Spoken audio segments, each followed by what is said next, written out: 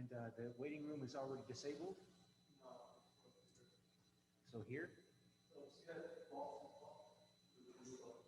Here? Click here.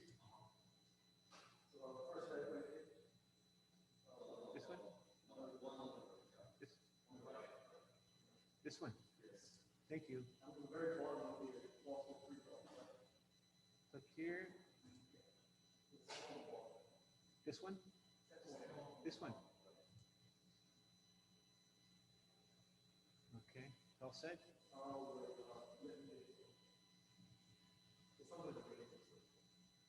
Click here.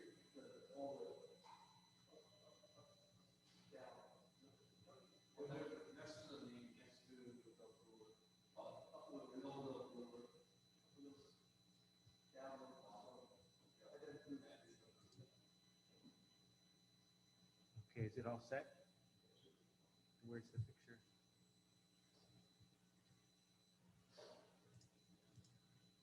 Where's the screen? So where's the image?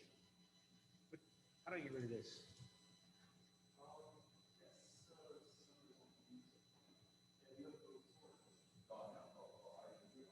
How do I get rid of this? Press the arrow. This here? No? This one? Yeah.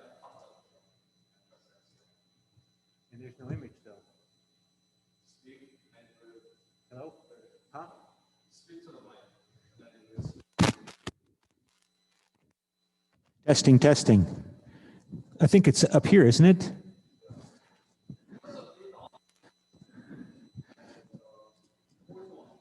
This one? Thank you. Oh, so much excitement. Always so much excitement. Okay.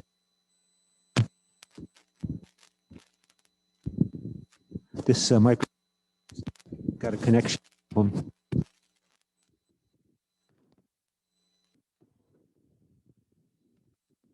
Okay, hopefully it works now. Okay, thank you for your help. I think it's this one. Yeah, there it is. And all right, so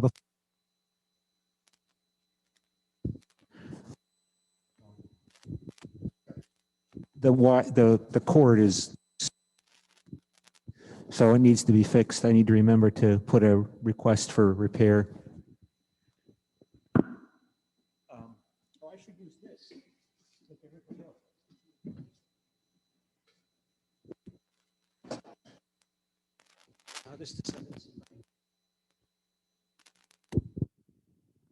Testing. Yeah. Maybe not worth it. Maybe not worth it. Well, let's see. I feel like Stevie Wonder. I want to stay. So can this sort of works. Okay, but before I forget, we now go to Cyber Campus, and let's see if I can open up another browser here. www.cuk.ac.kr,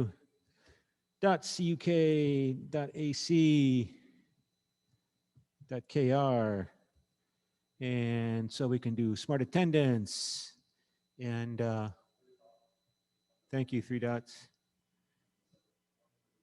This one, and thank you, log in. Oh, thank you. And see, what am I? I'm trying to remember. Is that how I'm? Is that my ID? I think it is. And let's see if I can do this.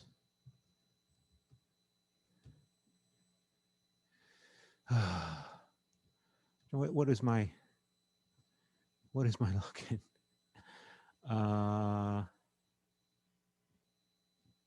Isn't it that my login? It's my login, isn't it?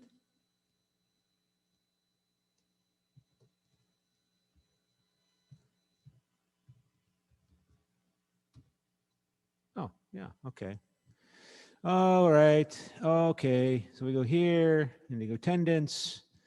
Week 7, add, and your smart attendance number is 489. 489 is your smart attendance number. 489. I feel like I'm a radio programmer talking on a radio station. 489. And so I'll let that run and see if I can go back to Cyber Campus, and hopefully everything is working here. And so let me open up the lesson plan. And here we are already in week 7. And since we are in week 7, we're coming to the halfway point in the semester. And next week is the midterm week. And so you all got my email that I sent you asking you to sign up for a midterm Zoom session to meet with me for half an hour, which means, of course, also you know that your first draft of your midterm is due by Saturday in the morning, so that Saturday I can go through them and send them back to you with my comments, and then you will Zoom meet with me. I will send you the link and Zoom consult with me over, through the internet, of course, while we go over my comments, and then you will rewrite your midterm paper and send it to me, and so the instructions are on Cyber Campus, and remember, you should let's see, of course, if I can do this. Go to assignments and say, yes, there it is, right? So that's the question. After studying the class material, explain whether or not Europeanization will lead to a European identity becoming more important than existing national identities for the modal person, the typical person, citizen of the European Union. So this is regarding the final draft, of course, which you will submit the final draft on Saturday, May 1. And remember, please make sure you use and cite information from at least three different chapters, from chapters 1 through 10 in the textbook, okay? And you can do more research. You can use and cite information from 4 or 5 or 6 or 7 or more chapters, but make sure you use and cite information from at least 3 different chapters, okay? And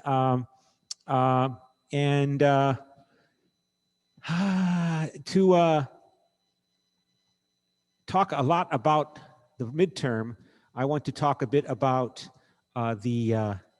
I think maybe we'll do this on Friday. I was going to talk about the grading criteria and also talk about, how am I going to give you a final grade on the paper? And, oh, please also make sure you sign up for a debate. 2 of you have signed up for a debate when I checked yesterday. So that leaves 5 other students in the class. And so please sign up for a debate. I can try to do this. Let's see if I can go to, I'm always a little nervous about trying to do too many things on this computer because I'm afraid I'll shut it down or lose something. So on Google Drive, you see here, there's the Zoom conference session sign-up sheet. So you can go there and you can sign up. So you can see, Sungun is signed up already. And who else? Is anybody else signed up? I don't see anybody else yet. So 1 person is signed up. So please, the others sign up through the share document function. And, oh, yes, there. Okay, Hyun Jung Sung is signed up. And let's see, close this. And then this is, of course, the, as I look for the debate sign up. I'm a little nervous about looking at the for the debate sign up because there was something shared on my Google Drive that had somebody put something there, somebody spammed something on my Google Drive, and it took me a while to figure out how to delete it, something with bad words in it. And I don't want to open that Google Drive up and show on class and to be recorded on Zoom files that somebody spammed on my Google Drive with nasty bad words. So I'm a little nervous about going to Google Drive. So let's see, again, I think we have 2 people have signed up for debate. So the other students in the class, yeah, you need to sign up for a debate. And so you can see the weeks are passing here. And up until now, we've been doing the debate just in terms of pro and con by randomly dividing up the class on Friday. And when we sign up, when the students sign up for debates, we'll do the, again on Friday, Zoom debates between the two students. And okay, so let me go back to the midterm plan, the class lesson plan for today, and make sure I open up all of those notes that I sent you from the chapter, I think 9 and 10 are the chapter note, yes, and covering countries that are former communist countries. And Poland is particularly important for you because it's the biggest country among the new member states that joined the European Union with the 2004 Big Bang expansion. Let's see, I'll stand up now. See if I can do this without breaking the cord again.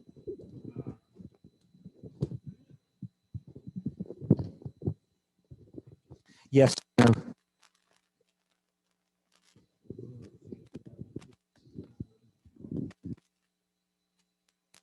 The 1990s was a time when the European Union had to decide what was it in response to the revolutionary changes happening in communist Europe.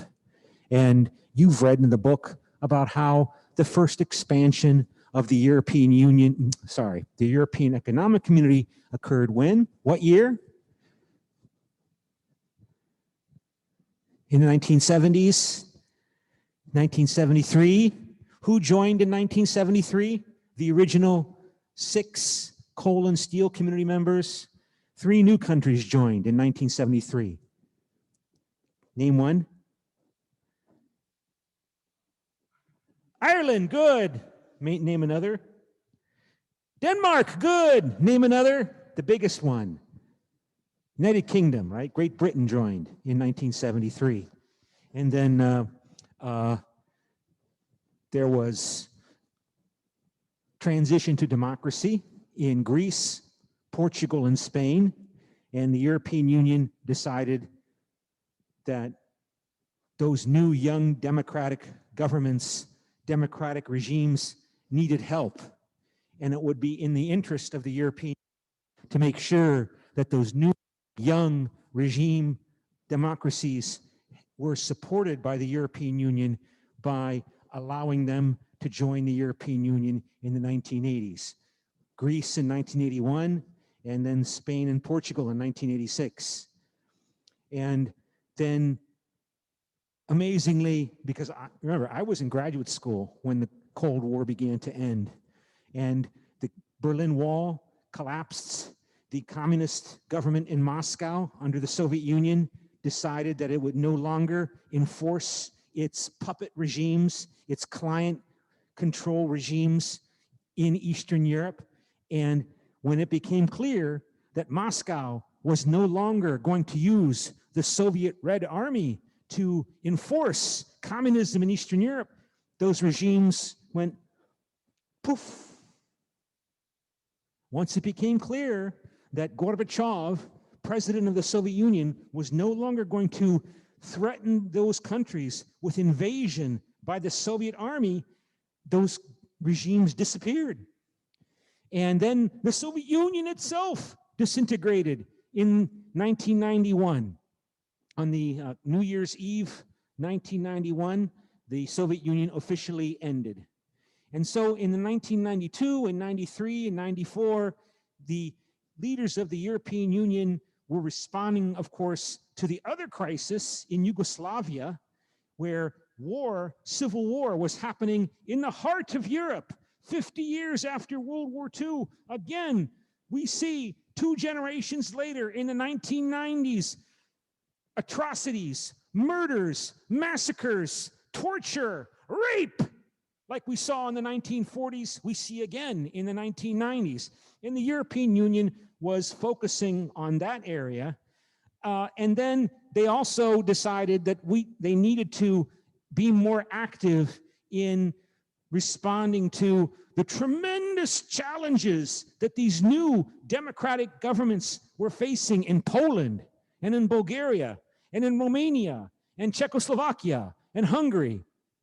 And there was some discussion about, okay, yes, we should allow these new former communist countries to join the European Union. It'll be very expensive because they're very poor compared to the rest of Europe.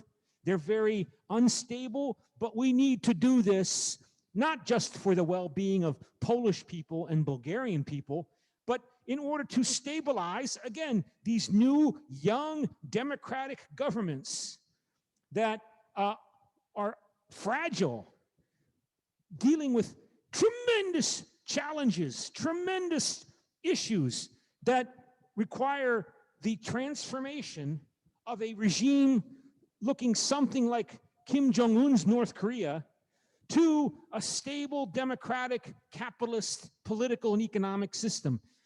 That's a revolutionary change. It's a kind of change which we've never seen before in the history of the modern world. I mean, even the rebuilding of Germany and the rebuilding of Japan after World War II, it's not even comparable, because even under Hitler in Germany or under Hirohito in Japan, they still, in those countries, under the Nazi Party and under the Japanese Imperial Army in Japan, they had capitalism. They had the institutions of a capitalist economy in place. They had the memory of democratic governments. There was democracy in Japan until the 1920s. There was democracy in Germany until the 1930s. And those politicians who had played the democratic game in politics were still alive, most of them, in Germany and Japan. And when the fascists and the Japanese imperialists and the Nazis were pushed away, those people came back up, like Konrad Adenauer, the post-World War II leader of Western Germany. He had a long, long history in politics before Hitler came to power. Hitler came to power, he hid, and then Hitler was removed, and he was there, and his network of supporters were there to assume leadership. But in Eastern Communist Europe, those elites, that was a long time ago, the 1920s, when there was democracy in those countries. That was many, many, many years previously from 1990. Those people were all gone. They had forgotten how to manage capitalist institutions like banks. I think I told you, right? When I was in Poland in 1989, Polish communist bankers, they had something called banks, but they were not really banks, right? They were asking us, foreigners in Poland, right after communism fell, how do you make a checking account, a check account, a bank account? What is that? How do you, I mean, they knew nothing. So these were the problems that these countries faced. And the European Union was supposed to help them return to Europe. And that's a theme in this book. That's a theme in this chapter. They mention in this chapter, we'll see it here when I go through the notes, the notion, the idea, the slogan, the words of Poland returning to Europe. Returning to Europe. Keep that in mind. It's mentioned at the beginning of our textbook, right? There had always been this notion of a European civilization, a European community that Poland, Germany, France, Spain, Italy, they supposedly all belonged to that. For hundreds and hundreds of years, at least maybe since the Roman Empire, 2,000 years previously. And this idea, these words, this rhetoric, these symbols in the form of rhetoric about returning to Europe, that's supposed to appeal to you as a Polish patriot or a Bulgarian patriot, that Europe is civilization, Europe is modern, Europe is beautiful. Look at Western Europe, look at the European Union, look at the European Economic Community that led to the European Union. Rich, prosperous, stable, capitalist democracies. And Poland, by returning to Europe, will become rich, prosperous, stable, which, for good or bad, is assumed to mean civilized. It's a stereotype. I know it's a stereotype, but human beings use stereotypes to appeal to each other and to control each other all the time. That's part of politics, right? Manipulation of symbols. Support me because I represent Poland, and I represent Poland returning to Europe. And it's not just in Poland. I heard that all of the time when I was in Bulgaria from 1994 until 2009. During political campaigns, there was the leader of the right-wing Democratic Party, his name was Kostov, Ivan Kostov, leading the right-wing civic group in Bulgaria, and he became prime minister, and he came to the city where my university was located. Now it's called Blagoevgrad, named after Mr. Dimitar Blagoev, the founder of the, as you all know, of course, the founder of the Bulgarian Communist Party. And of course, nobody knows that except Bulgarians. He came to talk to the Bulgarians there in a political campaign event. And he said, we need to carry out the reforms for Bulgaria to join the European Union so that we will become European, so that we will return to Europe. He used the exact similar words to what you're reading in the chapter on Bulgaria. And sometimes these stereotypes, positive stereotypes, romantic stereotypes, Europe, have counterparts that are ugly and nasty and bad, negative stereotypes. He said at the same speech I was there, by Bulgaria carrying out these difficult, painful reforms, Bulgaria will become more European. And he said this, he said, and I was there, he said this, we will cut out or remove our Asian nature.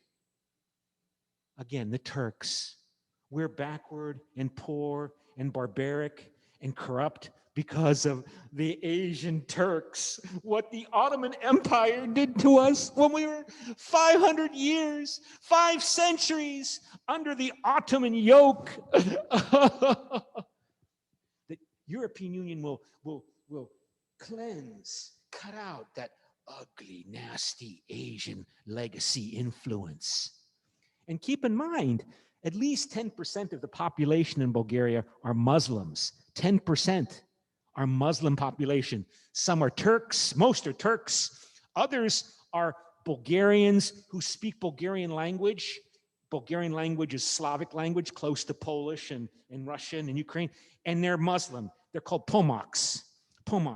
So 10% of the Bulgarian population are Muslims. They are, in a sense, the living legacy of the Ottoman Empire, right? They are Muslims because the Ottoman Empire was in Bulgaria for 5 centuries. And so they're always viewed as traitors, people that are loyal to Turkey and to Islam, people that in their history, in their past, they gave up their Bulgarian Orthodox religion to adopt the religion of the Ottoman Turks. Their Bulgarian version of the Chinilpa in Korea. Their Bulgarian version of the Chinilpa in Korea.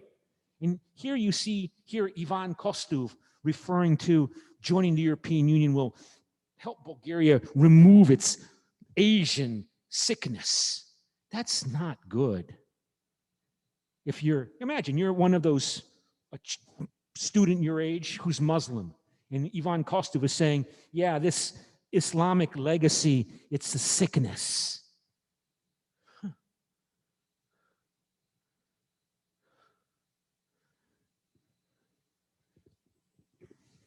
And it's the same kind of language you hear in Greece and Serbia, that the Muslims are traitors, or the sons and daughters of traitors, the descendants of traitors, of backwardness, and they're the symbolic legacy of Asian decadence and backwardness in contrast to European enlightenment and modernity. Ugly, ugly, ugly symbol manipulation, but we do it all the time as Homo sapiens.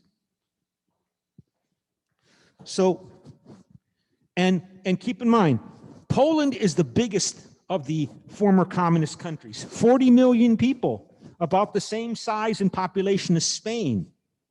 And Poland knows it's a big country. And so, again, I come back to nationalism. You cannot understand politics unless you understand nationalism. You cannot understand politics unless you understand public opinion. Kim Moon Jae-in knows that. Donald Trump knows that. Joe Biden knows that. And you cannot understand public opinion in America or Poland or Bulgaria unless you understand nationalism. And that means symbols. That means stereotypes. And you get that in the reading of the chapter of the chapter on Poland. That Polish people are an angry people. Bulgaria is a small country. There's 7 million people live in Bulgaria. It's not even the size of Seoul. Poland has 40 million people. And the Poles, therefore, have a capability, power capability self-image, that they can believe that they are one of the great nations of Europe, equal to anybody else in Europe. They have made a contribution to European history and European civilization equal to anyone else in Europe, whether it be the Germans or the French or the Italians.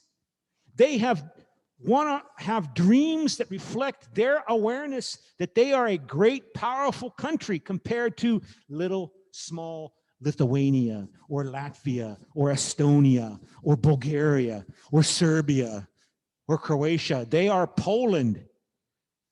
And they believe, despite all of the sacrifices and contribution that Poland has made through the centuries for the last 1,000 years, and I mean 1,000 years, that Poland has been abused, sacrificed, has not been appropriately appreciated, has not been given its recognition, has not been given its due by the other peoples of Europe, despite Poland's tremendous sacrifices for Europe, tremendous contribution to Europe.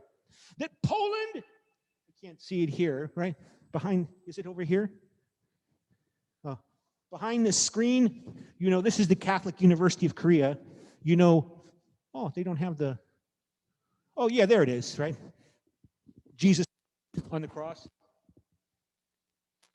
is a very Catholic country. 95% of the population is Catholic, right? That Poland, Jesus Christ is your savior, is my savior, supposedly, right? Poland is the Christ of Europe. Poland sacrificed itself to save Europe. Like Jesus sacrificed himself to save my soul and your soul, Poland is the Christ of Europe, is a theme that Polish nationalists have in their heads. And you see it in the reading in the chapter about how the Law and Justice Party, Nationalist Party, the conservative nationalist party in Poland is trying to demand that the European Union give Poland more respect, more influence, and that it not look down on Poland or beggar country begging for money from the European Union. It's in the reading. You can see it there, although, of course, the author of the chapter on Poland does not talk about Christ of Europe. But if you go to Wikipedia, you see, you can find all of these entries. And of course, I have them.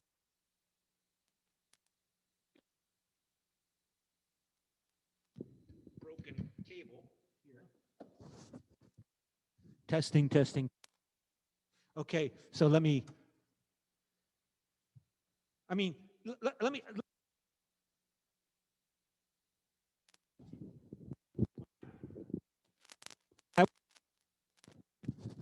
at the University of Pittsburgh, I had to write a doctoral dissertation on some topic. And I wrote my dissertation on Poland, on the changes in Poland happening then.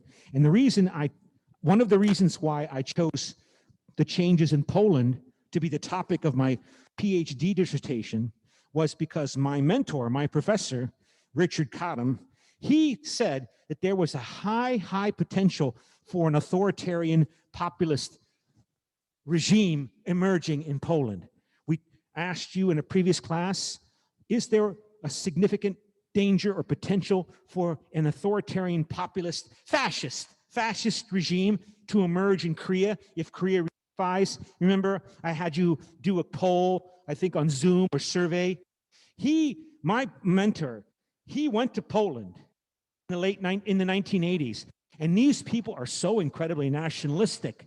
This is even before the communism fell. People in Poland are as nationalistic as the Chinese, or as nationalistic as the Japanese, or as nationalistic as the Koreans. And they believe that they are one of the great nations of Europe, and they have been dumped upon. I won't use American slang language for when you go to the bathroom, that they have been dumped upon repeatedly, and it's not fair, and it's time for them to gain respect from the world and also gain their own self-respect, because they know how poor they are. They know how much Korea and Europe, Western Europe, they are in terms of their development. And keep in mind that in today's world, in 2021, how do we, not necessarily everyone, but most people tend to evaluate your level of the quality of your civilization, the level of the quality of your culture, your national culture, your ability to command technology. Do you make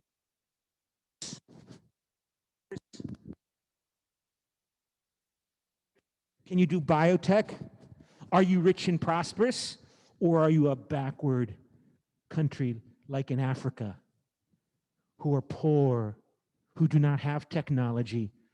People don't have laptop computers. In our world today, people compare the quality of their cultures, rightly or wrongly, in terms of their level of technological development. And Poland is compared to Germany or France or Italy, a backward country. And you Koreans know that, right? Korean nationalists are proud. You can say many things about Park Chung-hee, but he was right. Nobody is going to listen to Korea until we become modern and prosperous and developed. That means money, that means Samsung, that means LG, that means high tech. Then the world will respect us. But if you're poor, this world does not respect you. At most, they'll pity you. Oh, you're poor. Here's some vaccines because you're too dumb to make your own vaccines. Here's a few vaccines for COVID-19. So Polish people are an angry people because they think they should be wealthy and prosperous and developed like Spain, given all that they have sacrificed as the Christ of Europe for the well-being of all of Europe. And so that's why I studied Polish politics, because I wanted to study the danger of Poland becoming an authoritarian populist regime, becoming authoritarian populist in some way similar to Mussolini's regime in Italy, or what we're seeing today with Law and Justice. They are moving in this direction. Not just Poland, United States with Donald Trump. Donald Trump was a would-be fascist dictator. Donald Trump was a would-be fascist dictator. He didn't have enough support to do what he wanted to do, but he would have liked to be an Italian American. So it's not just the Poles that have these problems. It's the whole world. Russia, United States, Poland. And in the 1980s, in 1990s, we were talking about, oh my gosh, these nations in Eastern Europe, they face such tremendous stress and fear and anxiety among the peoples of their countries, going through these revolutionary changes, that they might seek an answer in a prophet, in a political leader, promising them security and glory and pride by asserting Poland's rightful place in the world, and so on and so on and so on. And that's why I wrote a dissertation on Polish politics.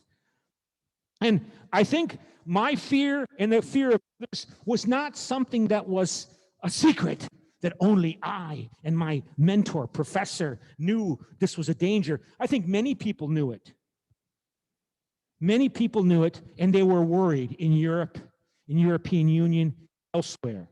And the concern was, what would Polish Mussolini try to use by which to gain more influence and power in Poland? Time to punish the traitors to Poland. Traitors to Poland who joined the Communist Party of Poland, the Polish United Workers' Party, it was the official name in English. Those people who betrayed Poland to serve the communist regime that the Soviet Union that put in power in Poland. Those people betrayed their country that communism gave them by becoming traitors and informers on their friends and family, reporting about what their friends and family were saying to the secret police, because you had to prove your loyalty to the Communist Party by informing on your friends and family.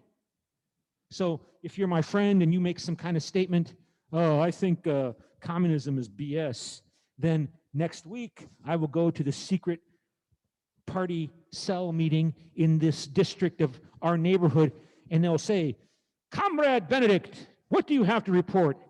And I'll say, well, I heard this gentleman, he made some comments about the Communist Party being corrupt. Oh, thank you, Comrade Benedict.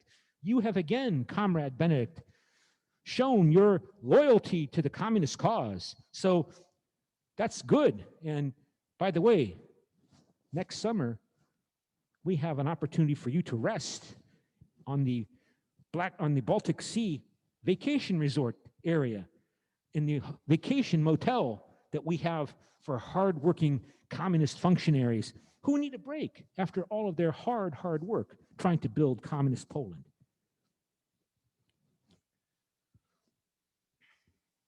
I could tell you story after story after story. I went to Poland for the first time in 1988. I had to study for a month. It was in the summer, so there were no students at the University of Warsaw residence hall, like we have residence hall here for students. So the residence halls were empty. So they put me in a room, a student dormitory room, to sleep during the night while I would work in the library during the day.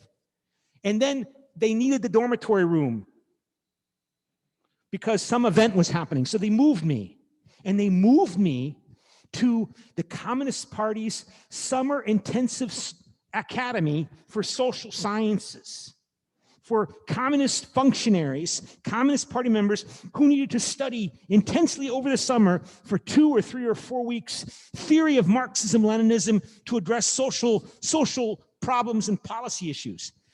They moved me to that building, and what did I see? A television, nice furniture, good food. This is 1988 in Poland. There was nothing to buy in the stores. This was economy in crisis at the end of communism. There was nothing to buy. I remember going into Polish markets to buy food, and the only thing I saw on the shelves was matzah bread. You know, bread that's like cracker bread, crackers, soda cracker bread. That's it. Fortunately, because I'm an American, I had dollars. So I could use my American dollars to buy anything. But if you're a Polish person and you don't have dollars or German marks or Italian lira or French francs, you're screwed. There was nothing for you to buy.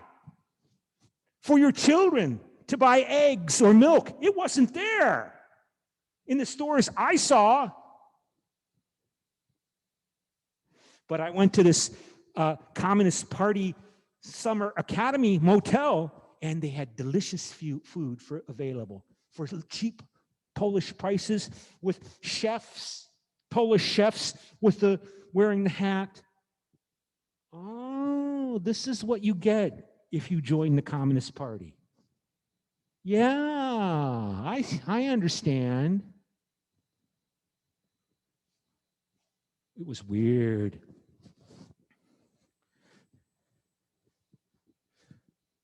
Traitors, punish the traitors and give some justice to those people who refuse to become traitors, who refuse to be co-opted, and therefore did not get those benefits, including education benefits. As I said, right? If you wanted to go study abroad, say to polish your English language skills, you had to join the Communist Party to prove your loyalty before they would allow you to go to Iraq to work in the oil fields, in the oil industry, or Libya to work in the oil industry and make some valuta. That's the term, valuta, hard currency.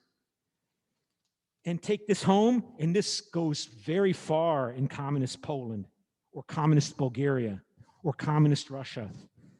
And while you making money, some valuta, dollars, marks, lira, francs, you're also polishing your English, practicing your English, getting international experience.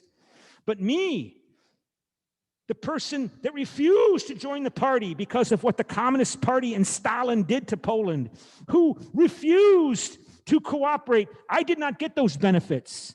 I did not get the chance to polish my English because my mother and father did not cooperate and join the party. And so, of course, in 2021, I'm not one of the better business people because I don't have the contacts and friends that the communist families were able to create over communism. My English isn't as good as their English because I wasn't allowed to go to Iraq or Libya and make money and polish my English.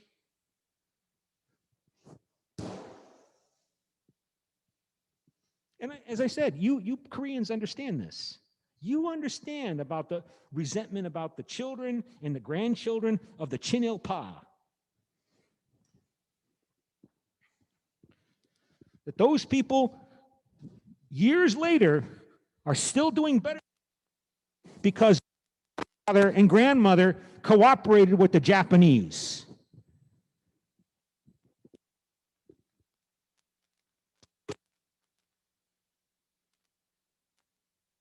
What is going on?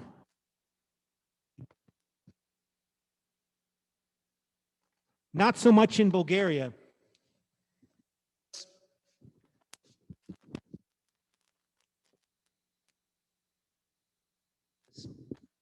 It's not really working. Testing. Okay. So let me go back to those. Poland is the Christ of Europe.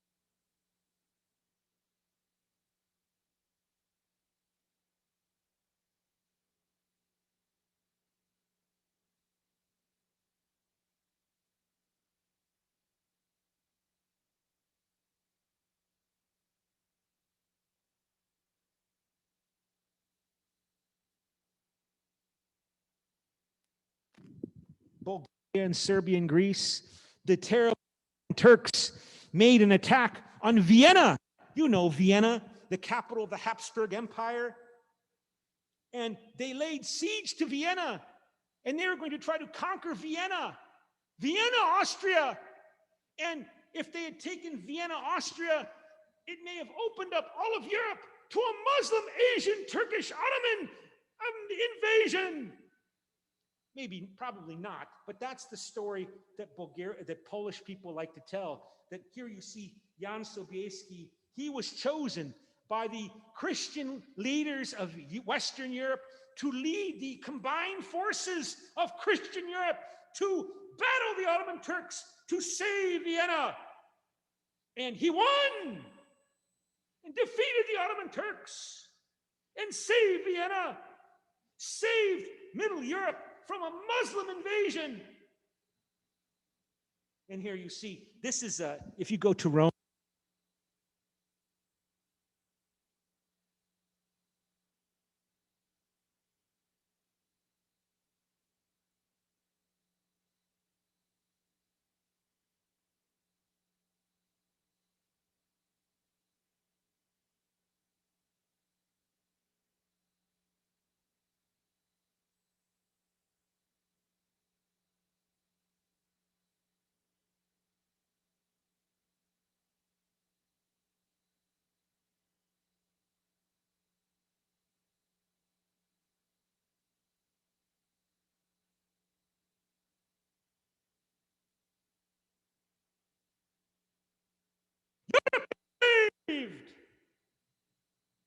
see the rainbow.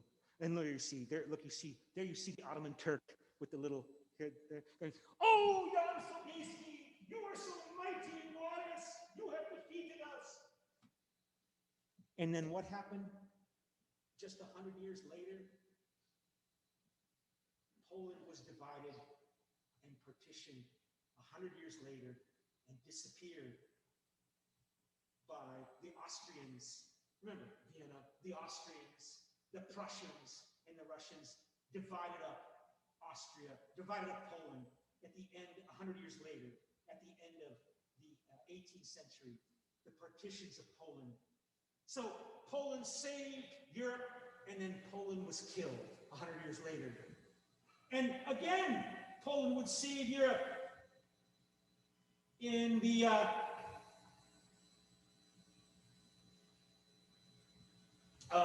then, of course, again, I'm telling you these things because this is how Polish people talk about themselves. They will tell you that the biggest group of soldiers, besides the French, fighting with Napoleon when he invaded Russia in 1812, were Polish volunteers, because Napoleon promised that if he defeated Russia, he would create an independent Poland. And he did, but of course, he got defeated by the Russians. And then there was uprisings among the Poles in the 19th century in the quest for democracy, the springtime of nations, and they were crushed. And then, most notably, in 1920, at the end of World War I, chaos, destruction, revolution occurring throughout Europe with the defeat of the German Empire and the Russian Empire and the Bolshevik Revolution, the Communist Revolution in Russia, and the disintegration of the old political order. And the communists in Moscow decide to try to spread their communist revolution into the heartland of Europe in the midst of the turmoil and revolution and upheaval throughout Europe. Send the Red Army to Germany, which means they have to go through Poland. And like the miracle on the Marne River that stopped the Germans from conquering Paris in World War I, the Polish army on the miracle of the Vistula, miracle in the Vistula River that goes through, the Vistula River goes through Warsaw.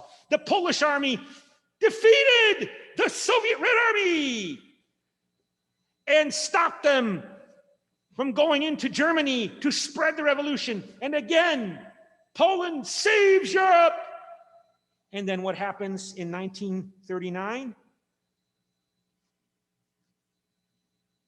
The Russians and the Germans destroy Poland, and the rest of the world does not save Poland.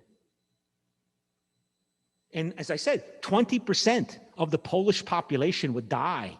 1 out of 5 people would die in Poland during World War II, either by mass murder, by Stalin's executioners, genocide by the Nazis in the gas chambers in Auschwitz, it's the Polish name for Auschwitz.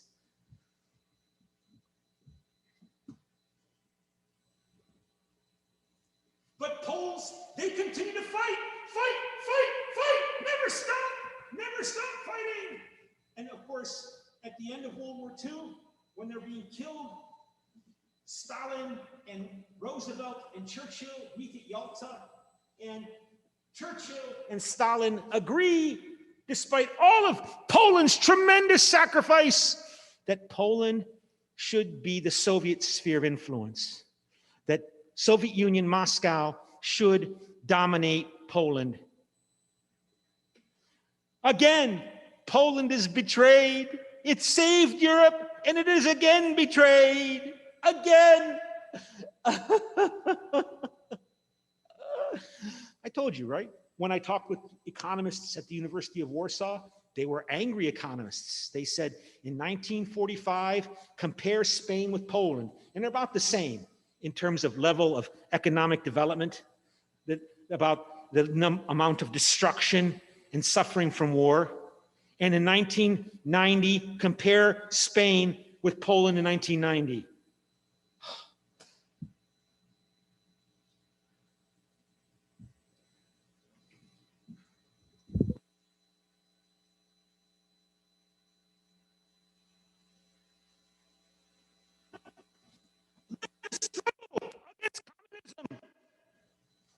In the roundtable negotiations beginning, when I first was in Poland in 1988, they were preparing for these roundtable negotiations between the Communist Party and Lech Wałęsa and the Solidarity trade union movement.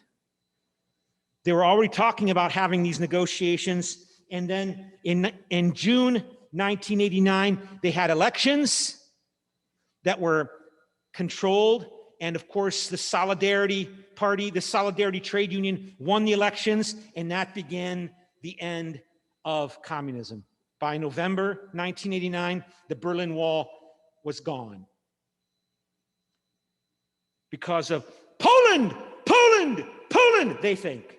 Pope John Paul II was a Pole who encouraged Catholic Polish resistance, who supported solidarity movement in Poland. Again, Poland has made another wonderful, amazing contribution to Europe and the world.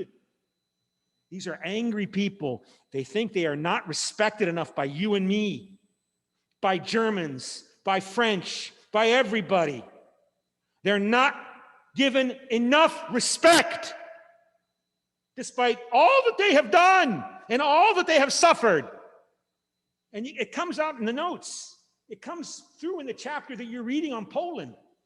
The weird, strange behavior of Kaczynski, trying to assert Poland's demands over the civic union in the European Union, insisting that the president of Poland also go to the European Union rather than this leftist, secular civic union party prime minister led by, for example, Donald Tusk.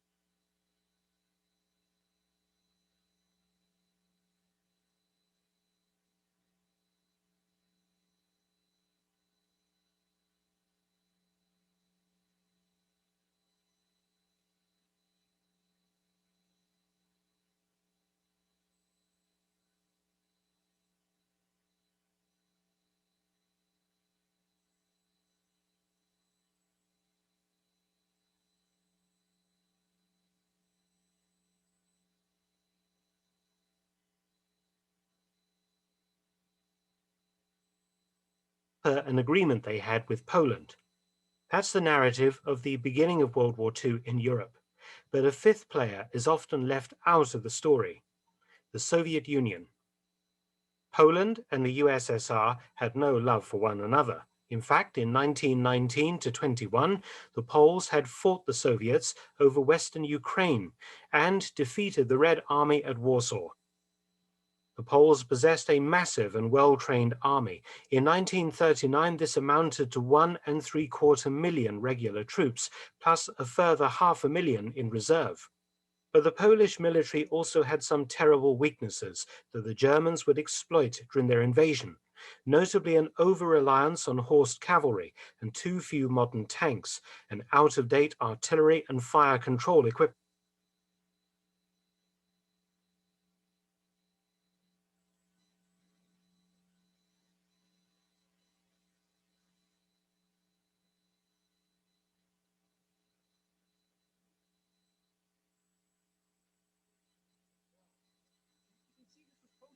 In January, end of January, and it's over 1 million views. And I like it.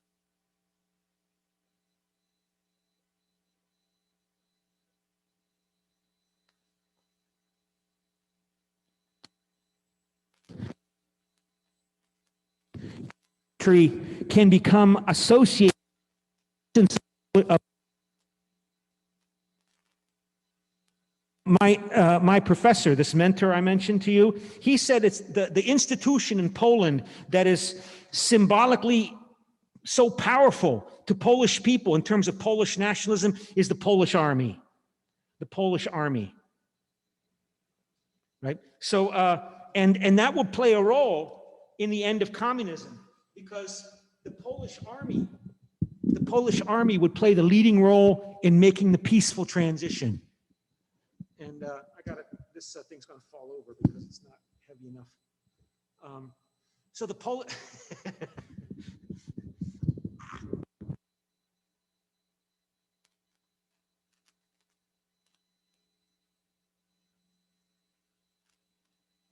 for being Polish nationalism. So, wait. I don't even know if I even need this microphone, but see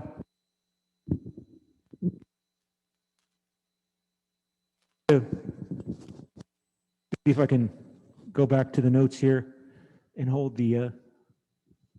Yeah, so these were the leading figures on the communist side that organized the peaceful end of the Communist Party in Poland. These people are dying relatively recently. Jaruzelski was president of Poland, former communist army general, and this person, Czesław Kiszczak, who oversaw the negotiations between the communist government and Solidarity to begin the roundtable negotiations that would lead to the democratic elections and the end of communism. And here's the main negotiator with Kiszczak was Lech Wałęsa. He got the Nobel Prize. He was the leader of the Solidarity trade union movement at the Lenin shipyard in Gdansk in August 1980, when Solidarity became the first independent trade union in communist Poland. And then to show the difficulty and problems of these issues, there's a discussion here that the widow of Kiszczak gave some documents that indicate that Lech Wałęsa was a servant, an agent, or he was reporting to the secret police, the Służba Bezpieczeństwa, the secret services. That he was codenamed Bolek. Bolek supposedly was his name, his code name in the secret police files, and supposedly he was Kiszczak archives, yes. that he was Bolek, codename Bolek, reporting to the secret police, even while he was a worker and leading the Solidarity Trade Union movement. And it's still, this dispute is still going on. He probably was talking to the police in this totalitarian, vicious system. Like Kim Jong-un's North Korea. The police want to control you, they'll find a way to control you. Whether by threatening your family, threatening you, threatening your children, they'll find a way to make you cooperate, even if you hate them.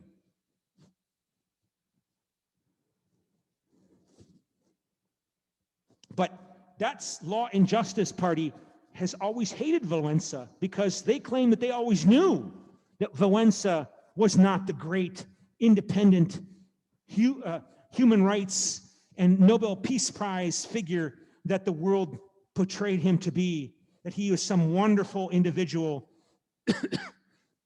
who was a fighter for freedom, because he wanted compromise with the communists, compromise and peaceful negotiations, and Law and Justice Party does not want compromise. It's time for some social justice. And other people were pointing out the danger of revenge. Sovietsky, this prime minister who became prime minister after 1989 elections, and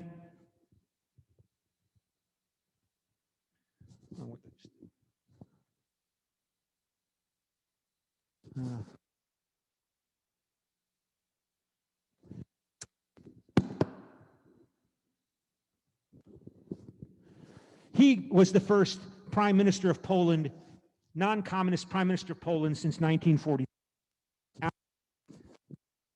That 1990, I'm sorry, January 19. And he called for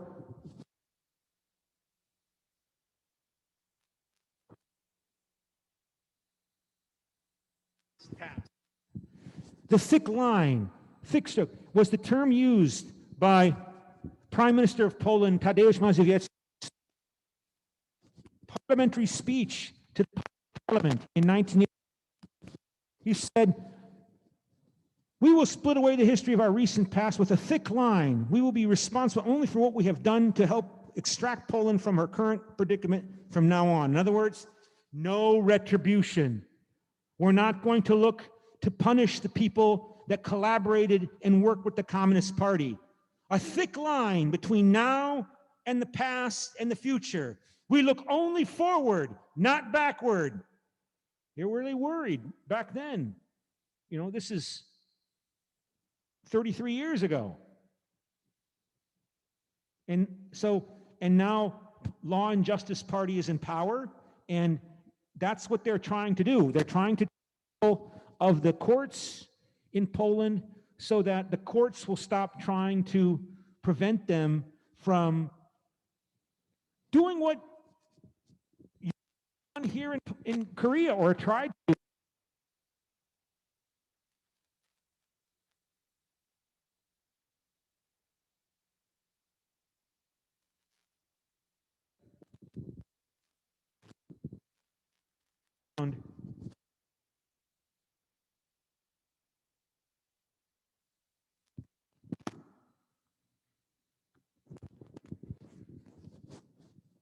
Here you see it. South Korea targets Japanese collaborators' descendants. South Korea is to seize property and other assets from the descendants of 168 people they have identified as Japanese collaborators up to 100 years ago. So this is from 2010. This is in a British newspaper, The Telegraph. And so you must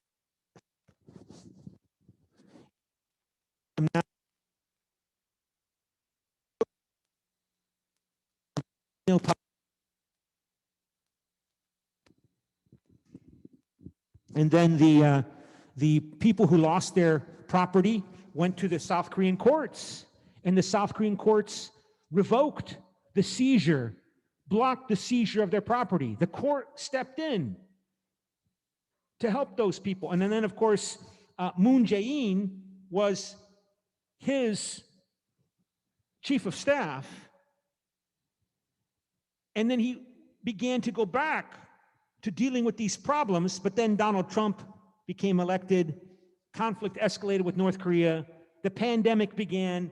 And this issue of collaborators and their property has not been a top level issue because there's other problems right now that are more important, right?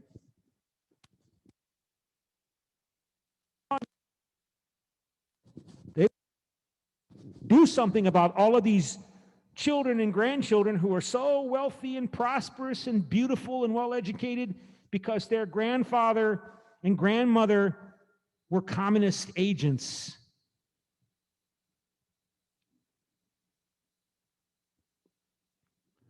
Okay.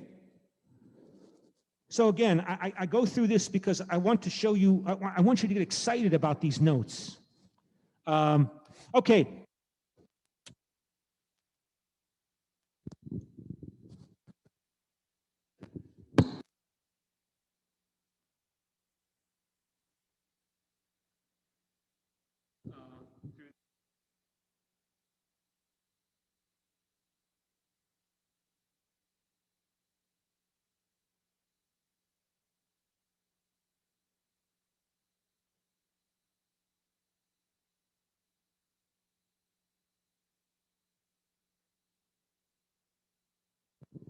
So let's go to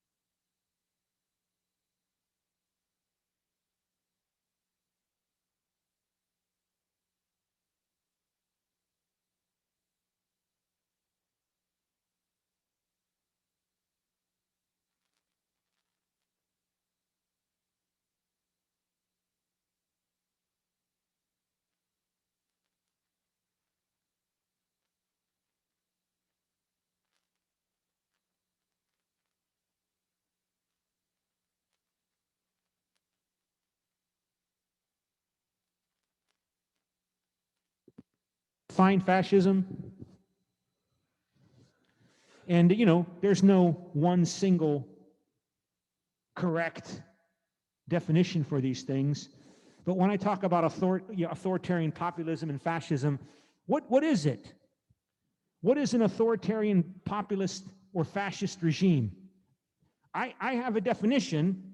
I just want to, I want you to come up with a definition as well.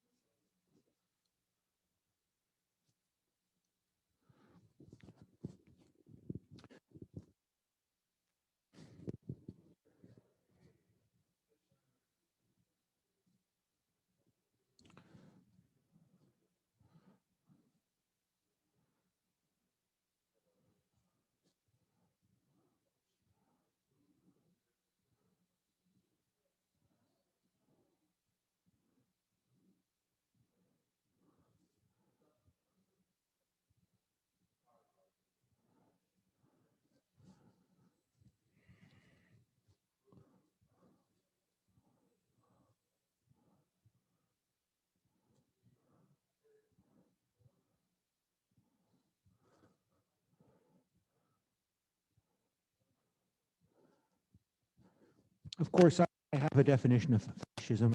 I hear you. And keep in mind, this is not just a history lesson. The reason I'm interested in this topic is because we see it's a tendency emerging around the world, including under Donald Trump in the United States.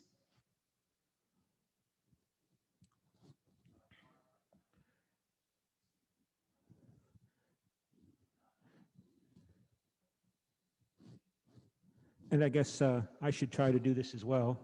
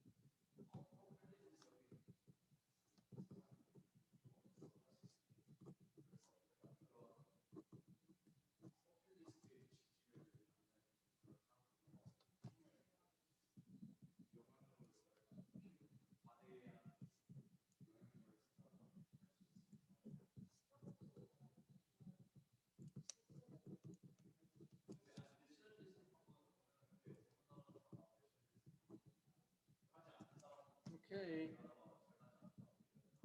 I'm done. Ready?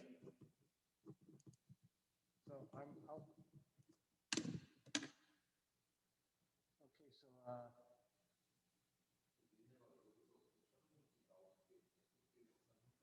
so where are the breakout rooms?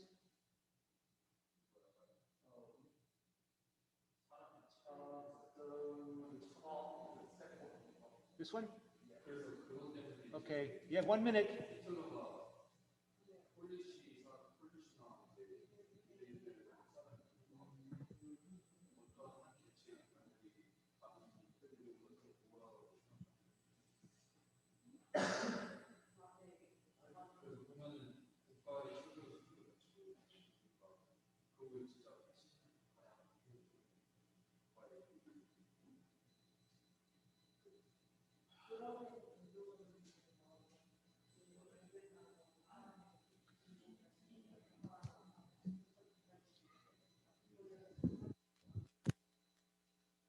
thing.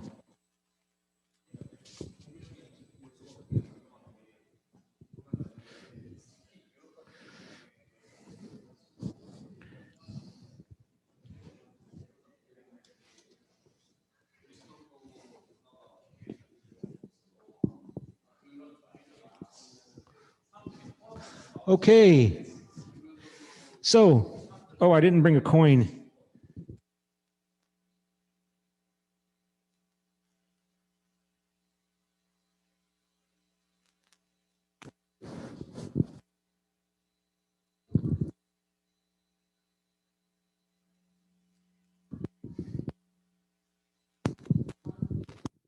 If he hollers, let him go. Eeny, meeny, miny, mo.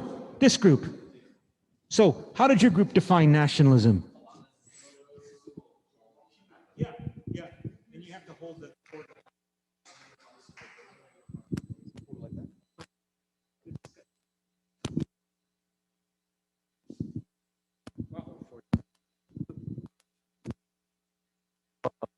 Does it work? Hello, hello, hello, hello. Yeah. Okay. So we defined fascism by first its definition in the dictionary. So it's like a far right extreme ideology that compels the sacrifice, the participation of the few for the benefit of the many, right? For the country. It's very authoritarian. If you're opposition to the cause, then you're you're going to be someone that's going to be sacrificed. You're going to be policed. You're going to get caught, tortured, et cetera, et cetera.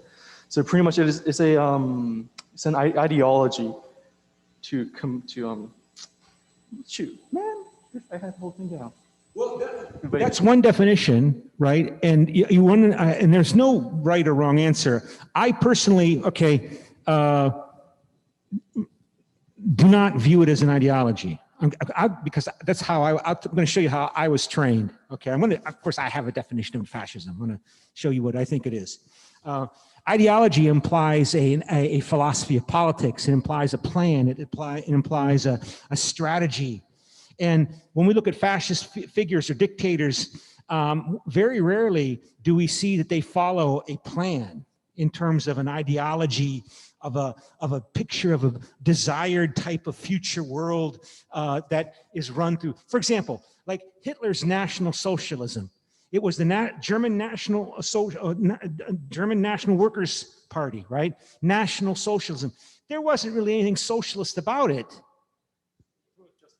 Well, you have to have an ideology in today's modern politics, right? But when you look at their behavior, at the behavior of Hitler, and he would do whatever he wanted to do if he thought it was necessary in order to crush and defeat his opponents. And he could work with capitalists, even though it was a National Socialist Workers' Party. He could work with aristocrats. There was no ideological limitation on what he or Mussolini or like Juan Perón in Argentina. Juan Perón's regime in Argentina was this kind of regime. He didn't follow any kind of ideological plan. The same Nasser in Egypt. Gamal Abdel Nasser was an authoritarian populist regime. Khomeini in Iran was an authoritarian under Ayatollah Khomeini in the 1980s, was an authoritarian populist regime. The European variant of authoritarian populism, a regime that controls the people by appealing to the people through appeals to their national pride and emotion as Koreans, Americans, Germans, Italians, through intense propaganda and symbol manipulation, and also in conjunction with terror, coercion. Those large segment of the population that hates and despises this coarse, ugly German Nazi clown march, or despises Donald Trump's ugly, nasty, stupid, lowbrow. You control those people through fear. Secret police, concentration camps, terror, right? Okay, this group, what's your definition of authoritarian, fascism? European variant of authoritarian populism, we call fascism, but that's authoritarian populism. In Europe, we give it the label fascism. But like Donald Trump was an authoritarian populist leader. Ayatollah Khomeini's regime in Iran after the overthrow of the Shah was an authoritarian populist regime, right? So what is your definition of fascism?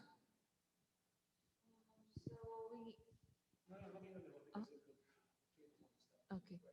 So we said that first, fascism is far right idea that contains nationalism, and also it uses the other socialistic factors such as ethnicity and religion to divide and discriminate certain groups and control people by dictatorship. See, and that's a good point. If you want to use romantic symbols of national identity, what is always part of this national mythology of this romantic symbol stereotype of what it means to be an American or a Korean or a Russian? You have to have an enemy, right? In this romantic notion of who we are, it means also we are not them. We are us and we hate them. So there's a tendency to look for a scapegoat, to look for enemies, to find the enemies. Whether in the United States, it might be illegal immigrants, undocumented immigrants from Mexico, for example, Muslims. There's a great danger now among the Asian American population that they may be targeted, are being targeted as the hostile other, the enemy from within, like the Jews in Germany under Hitler, supposedly. Now the Asian American, and of course, they have a big, powerful patron state in the form of China, as well as others from other countries, but let's just focus on China, right? And so scapegoating. Also, if you're going to appeal to your people to love you as Der Führer or Il Duce or the Imam in Iran, then you have to provide glory to your people. You appeal to the people that they are glorious and they should be proud of themselves and their great history and their glory. That means that you will be pressured, if you are the leader of that kind of authoritarian populist regime, to deliver imperial glory for your people, to engage in foreign policy adventures so that you can show the people that we are doing great in the world by beating our enemies. And I, Der Führer, or I, Donald Trump, ordered the death of Qasem Soleimani, the second most powerful figure in Iran. Yeah, we're going to put those terrorists in their place, finally. Unlike that weak Barack Obama. Barack Hussein Obama was his full name. Yeah, this is ugly, ugly, ugly. It is ugly. I define it like this. Fascism is an authoritarian populist political regime characterizing the control system between the authorities and the public. It consists of a reliance upon manipulation of romantic symbols of national identity to appeal to the public, along with reliance upon terror to control and intimidate the large, hostile minority who intensely dislike and despise the authorities. The clearest examples in the 20th century history were Nazi Germany, Fascist Italy, and Imperial Japan. So, these notes are taken from my mentor in his work on nationalism that was finished by his daughter after he died. So fascism, in this sense, is a political regime type. It's not an ideology. The agency of state terror and demagogic manipulation of symbols as the means by which an aspiring elite to establish totalitarian control over society is the defining characteristic of the phenomenon of fascism. Likely to fail is the search for a doctrinal, ideology, in other words, definition of fascism.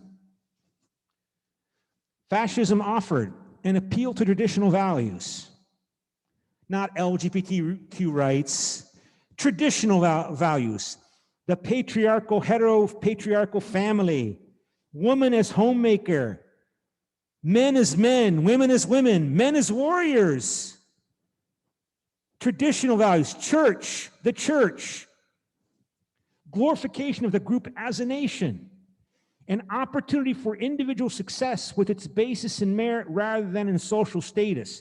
So if you are not part of the Yangban, you might be attracted to fascist movements because they will break through the Yangban, the official or unofficial Yangban, aristocracy. Right? I mean, there was always an aristocratic class in Germany, even after the Kaiser abdicated the throne in 1919. There still is an aristocratic class. Ursula von der Leyen, she is aristocrat. Hermann von Rompuy, he was an aristocrat, a Yangban. So an aspiring elite that challenges this establishment ruling class. So again, definition of fascism, an aspiring elite. I mean, think about Donald Trump. Who supported Donald Trump? People also that wanted to be in the system, but they were not part of the traditional ruling Ivy League class, going to Harvard and Princeton and Yale. He represented, in part, the ambition of that aspiring elite. An aspiring elite seeking to establish totalitarian control, which agencies of state terror exercise together with a demagogic manipulation of symbols. And of these three, only Imperial Japan clearly meets this definition. So this definition of fascism I'm giving to you here is an ideal, typical, it's called a Weberian model after Max Weber.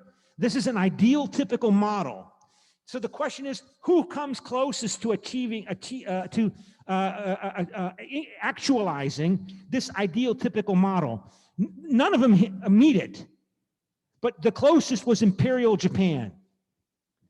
Now, even Japan was not perfect.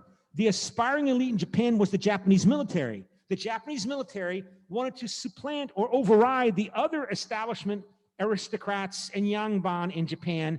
They were already part of the establishment, but they wanted the top. And it was a core element in the ruling elite.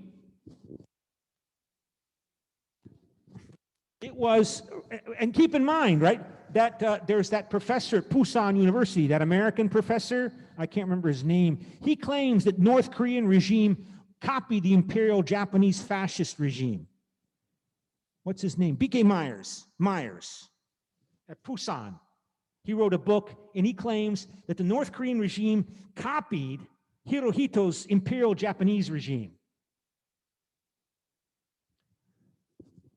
That's a controversial statement, but he said. Library here. It was rather an institution which had solidly established itself having deep cultural roots rather than being a vanguard of a counter-elite, like in Nazi Germany. Elite alteration was underway in Japan, to be sure, but nothing comparable occurred to the elite replacement which occurred in Germany and Italy under the fascists and the Nazis. And typically, it focused on the traditional aristocrats, the traditional Yangban in Germany and Italy, getting them out of the way. Still, the level of control which this military elite exercised in Japan was totalitarian, and the primary means of elite control was state terror, along with the demagogic manipulation of romantic symbols. But even here, Japan was not completely in accordance with this Weberian atypical ideal case, because the Japanese internal propaganda effort was not as active as the German Nazi or the Italian fascist internal propaganda effort. I'm not saying that Poland has reached this level or that Donald Trump's America had become like Hitler's Germany, but there were tendencies moving in that direction. There are tendencies moving in that direction. The Law and Justice Party just outlawed all abortion. Women, 50% of the population. 1 in 4 women in the United States have an abortion. Can you imagine making abortion completely illegal? Terror, fear. I'm going to control what you do with your body. To go back to the traditional values of the man is the leader of the household, women is secondary to the man, traditional values, no LGBTQ rights. Undo the decadence, the degeneracy, which the new left social movements for women, for gays, for African Americans, for Hispanic affirmative action programs. No. The basis for strong negative attitudes towards nationalism derives from this close association of fascism and nationalism. If you're going to control people by appealing to using demagogic manipulation of symbols, what do those symbols have to be? They have to be nationalist symbols. Most people don't get excited about Marxism, Leninism, or human rights, or LGBTQ rights. They get excited about, I love my nation, I love Korea, I love my Poland, I love my homeland. That's what gets most people excited, right? If nationalist symbols are not available, then the ability of an elite seeking to maintain totalitarian control in part through manipulation of symbols will in fact be unlikely. So the point is, you'll see these kinds of authoritarian populist or fascist regimes emerge in nation states, in which nation state is a state in which the overwhelming majority of people belong to one nation. Not like the Soviet Union, not like Yugoslavia, but like Poland, like Japan, like China, like United States, like Russia, like France, like Germany. In addition, an insistence on the exercise of greater influence in the world arena and an aggressive advancement of national grandeur interests are most likely to occur in association with authoritarian populism or fascism. Remember, if you're going to appeal to your people in terms of the glory of Korea, the glory of America, then you have to deliver glory today by beating up your enemies, conquering them. But typically, an association of nationalism with liberal humanitarianism, that's human rights, right, is far more frequent occurrence, and the outcome of the action is far more acceptable. Keeping this point in mind is important. So, as I said, nationalism is not an ideology. You're an intense motivation with the sovereignty and influence of my nation, of my primary terminal self-identity community. And depending upon the context, the political situation, it can be associated with liberal values, like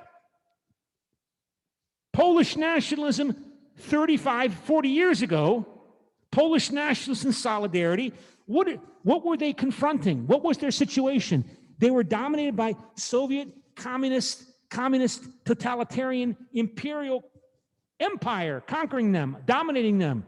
So what kind of symbols, ideological symbols, are Polish nationalists going to use to appeal to the Polish people to follow them? They're going to talk about anti-communist, anti-totalitarian.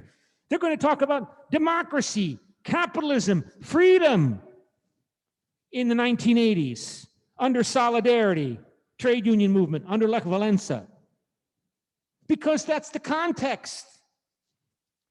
In 2021 and 2021, it's a different context. So some of those same people who led the struggle against communism are now talking in terms of traditional values, fighting LGBTQ rights, order,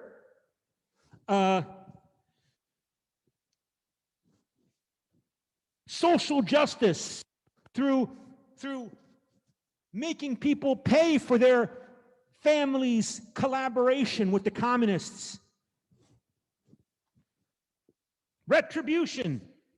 So here is a report that was emerged today. Newspaper. Like I said, this isn't a big secret. See if we can find it here. This Polish town declared itself to be in Krasnik, Poland, on the border with local politicians adopted a resolution 2 years ago declaring their small town in southeastern Poland free of lesbian, gay, bisexual, trans. The mayor didn't see much harm in what happened to be a legally pointless gesture. And the European Union responded to their homophobia. A French town last year severed a partnership with Krasnik in protest, and Norway, not part of the European Union, from which the mayor had hoped to get nearly $10 million starting this year to finance development projects, said in September that it would not give grants to any Polish town that declares itself free of LGBT. So just to show you, this emphasis on traditional values, man and woman, two genders, not transgender, not, you can't make gay marriage legal. What do you, that's outrageous, right? It's supported by the Catholic Church and the law and the right-wing Law and Justice Party in power now. So where in Poland, in US, in China, moving in this towards this Weberian ideal typical model. I'm not saying they're there, but they're moving in this direction in many different countries.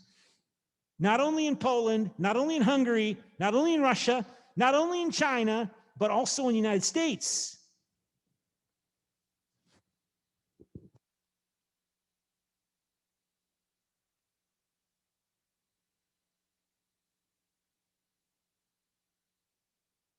Just tell you, I remember my mentor, my professor in the 1980s, 1990s, when he was preparing to write this book, he said he needed to include a discussion of fascism, authoritarian populism, because he was predicting this.